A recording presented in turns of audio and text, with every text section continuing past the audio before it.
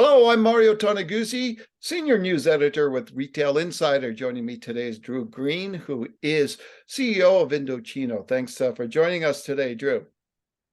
Great to see you. How are you? I am doing great, but you know what? I think you're doing even better considering the kind of year you guys had in 2022. Can you talk a little bit about the financial side of things and how 2022 was for the company?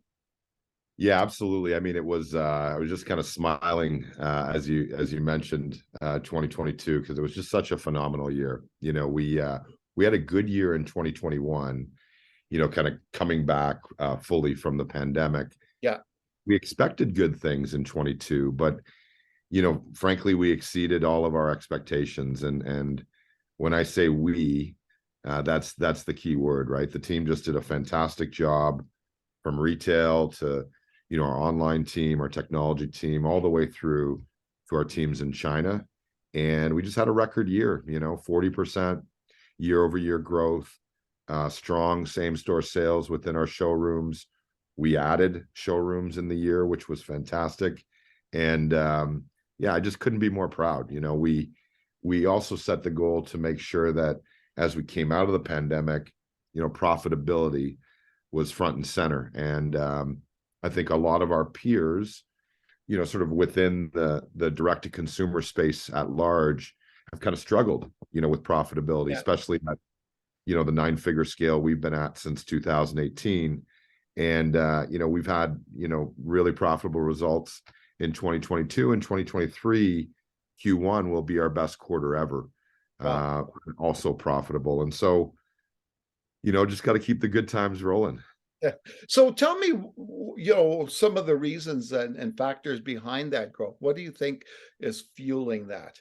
We've always been very focused, right? And, taking what was a niche and regional brand here in Vancouver, 8 years ago to what is now a global brand, there was a lot to do, right? And I think last year, more than anything, we had 3 priorities for the year. And we zoned in on those priorities and we executed. And, obviously a lot was going on in the macro environment and interest rates and all these different things. But we just stayed focused and executed. And we also, when I say focus, it kind of goes without saying, but I'll say it, we didn't try to do too much, right? We didn't add things in that we always get opportunities to partner or to try things with different brands and different organizations, but we just stayed very, very narrowly focused and made sure, we weren't working on things that weren't part of that list of 3 things. What were those 3 things? I can't tell you, Mario. Trades out there. Yeah, they're not. There's no magic sauce, as I call it. In those 3 things, but that's part of our board pack and part of our all hands meeting. And it's just really 3, I would almost call them very plain and vanilla initiatives, right? They weren't, we weren't trying to change the world. We were just trying to make sure that every one of our, thousands of people that work on this brand every day, stayed focused and what they were working on was narrow. So one of the things that was new, I guess, to the brand last year was the women's wear. So tell me a little bit about that launch and what we can expect this year with that. Yeah, well, it's good timing, Mary, because this week is our full launch of women's made to measure. Back in August and September, we had completed the development work and the all the work that we need to do in China to what I would call soft launch our women's line in a handful of showrooms that we thought, we could get some customer feedback from. And so we did that. As we went into October and November, we put the product into other showrooms. And then this week we're fully live across all of retail except for our Nordstrom showrooms and online, which I think, and I know this is being recorded, but you can't quote me on this. I think we're the only made to measure brand or apparel brand in the world that offers made to measure women's apparel fully e-commerce. which we're really, really excited and proud about. Not just launched Yeah. literally yesterday. So tell me just a little bit about the reasons, I guess, for launching in the women's wear space. We wanted to do it for a very long time. Obviously, we've become very, very good at what we do. We've been the largest men's made to measure brand in the world now for quite a few years. And what we noticed was women were coming in and wanting to get a suit, right? Wanting to get a shirt, wanting to even wear outerwear. And that's great, but we thought we could do it better for women, specifically for a woman's body, or the different body types and the occasions that women would wear it for, work, date night, wedding, and so on. And so that would be the sort of primary. And then the business side of it, it really opens us up and more than doubles, our addressable market, right? The obvious.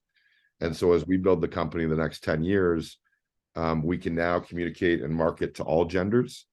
And I think that's an important part of our evolution as a brand, Yeah. and our evolution from a growth perspective.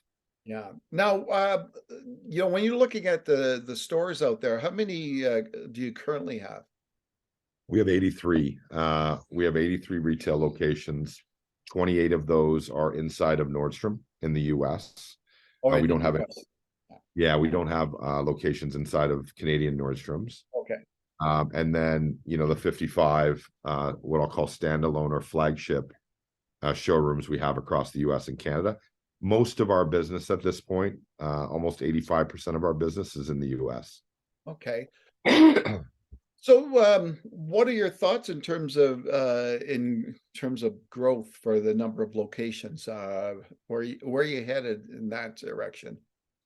So this is another year of focus, right? And I think not to overuse that word, but as we came in and into this year and we planned out and budgeted this year, we wanted to sort of almost triple down on what we have, and make sure that all of our retail units are operating profitably, both on a standalone and aggregate basis.